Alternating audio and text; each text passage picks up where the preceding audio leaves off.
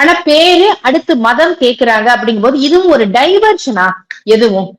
இல்ல அது targeted attack தான். அவங்க வந்து நம்ம நாட்டுல இந்த சென்சிட்டிவா இருக்கக்கூடிய ஒரு நாடு நம்மளுது. நிறைய இடங்கள் உங்களுக்கே தெரியும் சென்சிட்டிவான பகுதிகள் இருக்கு. இப்ப இந்துக்களை குறி வச்சுதான் அவங்க தாக்கியிருக்காங்க. அதுதான் அவங்க அப்ஜெக்டிவுமே. இதற்கு ஒரு பேட்டர்ன் இருக்கு. பில் கிளின்டன் அவர்கள் இந்தியா வந்திருந்த போது இதே மாதிரியான ஒரு தாக்குதல் அப்ப பண்ணாங்க. 6 சீக்கியர்கள் கொல்லப்பட்டாங்க காஷ்மீர்ல. அதே மாதிரி நம்முடைய அன்றைய பிரதமர் வாஜ்பாய் அவர்கள் அந்த லாகூர் பஸ் பயணத்தப்ப அந்த ஹிஸ்டாரிக் லாகூர் பஸ் பயணத்துக்கு அந்த பயணம் தொடங்கின சில மணித்துளிகள்ல அன்னைக்குமே இதே மாதிரியான தாக்குதல் நடந்துச்சு. ஒரு 13 பேர் இந்துக்கள் கொல்லப்பட்டாங்க. இதுக்கு ஒரு பேட்டர்ன் இருக்கு.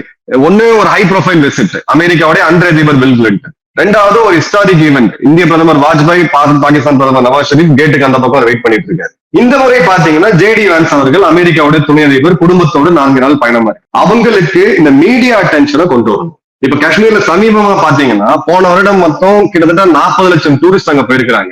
இந்திய வரலாற்றிலேயே அதிகமான ஒரு பதிவு இது. அதே மாதிரி போன வருடம் நடந்த தேர்தலில் பாத்தீங்கன்னாலே வரலாறு காணாத வாக்கு பதிவுன்றது நம்ம பார்த்தோம். 60% அதிகமான காஷ்மீர்ல நான் கேள்விப்பட்டதே கிடையாது. ரெண்டாவது G20 மாநாடு நம்ம நடத்தோம். இந்த சென்னையில நடத்தப்பட்ட அந்த கார் பந்தயம் இருக்கு பாத்தீங்கன்னா ரேஸ், அதுவுமே ஸ்ரீநகர்ல வந்து நடத்தப்பட்டுச்சு. சோ ஃபாரின் டூரிஸ்ட் அதிகமா இருக்காங்க. இப்ப இந்த இறந்த 28 பேர்ல ஒரு இத்தாலியர் இருக்கிறாரு, ஒரு நேபாளியர் ஒருத்தர் இருக்கிறாரு, ஒரு இஸ்ரேலி ஒருத்தர் இருக்கிறாரு.